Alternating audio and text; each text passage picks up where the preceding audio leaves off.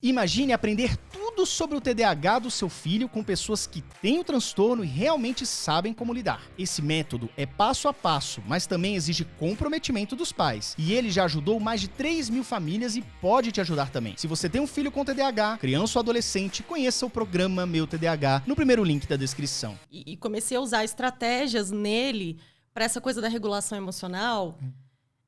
Eu dava esse tipo de orientação. Olha, se você estiver em um ambiente no qual você está percebendo que está difícil de lidar, ou tem muitos estímulos, às vezes ele se incomoda muito com muito barulho, porque já existe o barulho mental muito intenso. E aí, quando se associa aquele monte de barulho externo, às vezes realmente pode incomodar. Ele começou a entender que uma boa estratégia era sair daquele ambiente, temporariamente. Só que, novamente, as escolas não entendiam. Aquilo funcionava para ele, ele começou a perceber. Não entendiam.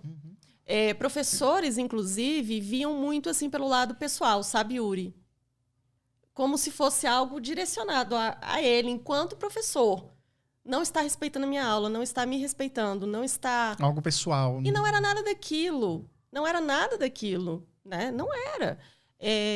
E aí eu ficava indo às escolas e você pode imaginar que é algo bastante desgastante, né? Muito desgastante. Fora a psicóloga que também ia. A psicóloga do meu filho. Não era só eu. Não era só eu, mas assim, eu nunca larguei mão, sabe? Eu ficava nesse movimento constante porque as coisas começavam a melhorar, depois pioravam. Começavam a melhorar, depois pioravam. E eu vendo o sofrimento dele por não ser compreendido. Sim. O que é outra coisa muito marcante. Nos adultos, inclusive, a maioria dos adultos que eu atendo teve diagnóstico tardio. A maioria. Às vezes aos 40 anos, 30 e poucos anos. E aí, quando chegam até mim, eles falam... Assim, primeiro tem aquela sensação de sentir um alívio.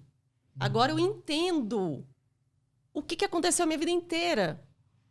Eu entendo por que eu agi assim, por que eu respondi tal pessoa assim, por que eu interrompi a conversa dos outros... Por que as minhas emoções eram tão intensas? Por que eu tinha tanta impulsividade para compras, para isso ou para aquilo? E aí cada um descontrole. Cada um vai ter, sabe? E, Carol, como fica a autoimagem desse adulto TDAH que passou 30 anos acreditando que era uma coisa e, na verdade, era outra? Então, Yuri, alguns, quando chegam para mim, eles querem uma fórmula mágica. Eles falam assim... Carol, eu tive o diagnóstico tardio de TDAH. Sinto alívio agora porque eu entendo o que acontecia comigo. Sinto muita raiva também, alguns falam isso. Sinto muita raiva. Raiva ali dos pais que não observaram, raiva dos professores que não observaram, raiva de psicólogos por onde passaram e não tiveram um olhar mais atento. Ou alguns já passaram por psiquiatra e o psiquiatra falou, não, é só transtorno de ansiedade, e não era... Era TDAH também, né? Então, eles têm uma mistura muito grande de sentimentos e chegam realmente com a autoimagem muito comprometida. Mas, assim, muito. Só que eles querem uma fórmula mágica. Querem arrancar aquilo, aquele passado, tudo. Né? Não. Se fosse isso, seria até mais fácil. Eles querem que, na primeira sessão ali, eu já começo a utilizar estratégias direcionadas ao TDAH para acabar com a procrastinação, para que eles consigam se organizar assim da noite para o dia e não percam mais compromissos. E não é uma fórmula mágica. Não é. E aí eu tenho que dar uma pausa assim e falar, olha, eu entendo que agora que você descobriu o diagnóstico, você queira recuperar todo o tempo perdido. Mas... é importante também que você entenda que por trás de tudo isso que aconteceu, tem uma questão muito forte relacionada à autoestima, a sentimento de inadequação, a sentimento de não pertencimento, receios de muitos julgamentos. Alguns deles se tornam absolutamente perfeccionistas, Yuri.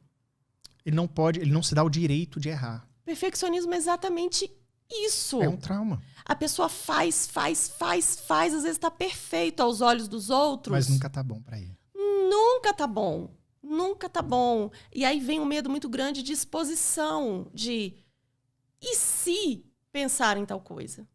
E se eu me expor e for julgado novamente, não sei se eu vou conseguir lidar com isso.